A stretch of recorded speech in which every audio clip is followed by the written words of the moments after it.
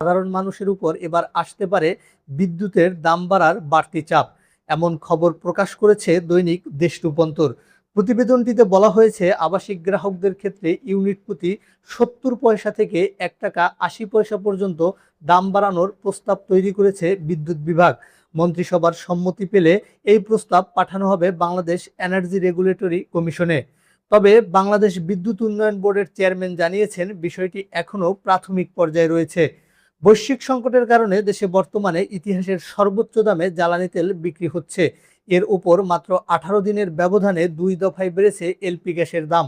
সাধারণ মানুষের আয় না বাড়লেও জীবনযাত্রার ব্যয় হু হু করে বাড়ছে। এমন পরিস্থিতিতে বিদ্যুতের দাম বাড়ার খবরে জনমনে চরম উদ্বেগ সৃষ্টি হয়েছে। সাধারণ মানুষের মধ্যে গ্যাসের দাম বাড়ায় তারা এমনিতেই দিশেহারা। এখন যদি বিদ্যুতের দাম বাড়ে তবে তা হবে মরার উপরে খাড়ার ঘা। বিদ্যুৎ বিল বাড়লে বাড়ি ভাড়া সহ নিত্যপণ্যের দাম আরও বাড়বে, যা জীবনযাত্রার সংকটকে বহুগুণ বাড়িয়ে দেবে।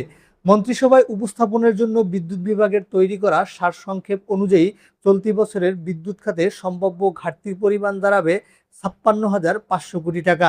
এই বিশাল ঘাটতি সামাল দিতে পিডিবি 3টি বিকল্প প্রস্তাব দিয়েছে। প্রস্তাব অনুযায়ী পাইকারি পর্যায়ে দাম বাড়িয়ে ৫,০০০ থেকে ১২,৫০০ কোটি টাকা পর্যন্ত ভর্তুকি কমানোর পরিকল্পনা রয়েছে।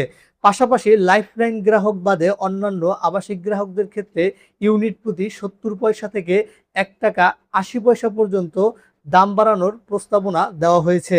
মন্ত্রিসভার সবুজ সংকেত পাওয়ার পর এই প্রস্তাবগুলো বাংলাদেশ এনার্জি রেগুলেটরি কমিশনে পাঠানো হবে।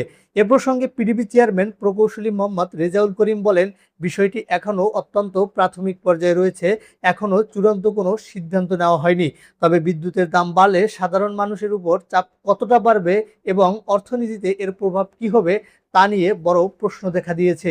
এ অবস্থায় দাম না বাড়িয়ে ব্যয় কমিয়ে ঘাটতি সমন্বয়ের পরামর্শ দিয়েছেন বিশেষজ্ঞরা। ক্যাবের জ্বালানি উপদেষ্টা অধ্যাপক ডক্টর শামসুল আলম বলেন, ঘাটতি বাড়ার মূল কারণ হচ্ছে অপচয় এবং অযৌক্তিক ব্যয়।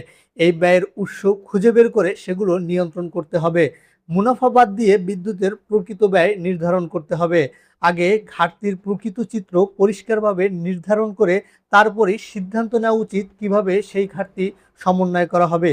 তিনি আরও বলেন, যদি কয়লার সরবরাহ বাড়ানো যায় এবং কয়লা ভিত্তিক বিদ্যুৎ উৎপাদন সক্ষমতা পুরোপুরি ব্যবহার করা সম্ভব হয়, তবে বড় অঙ্কের খরচ সাশ্রয় করা সম্ভব। এতে প্রায় ৩০০ কোটি টাকা পর্যন্ত সাশ্রয় হতে পারে।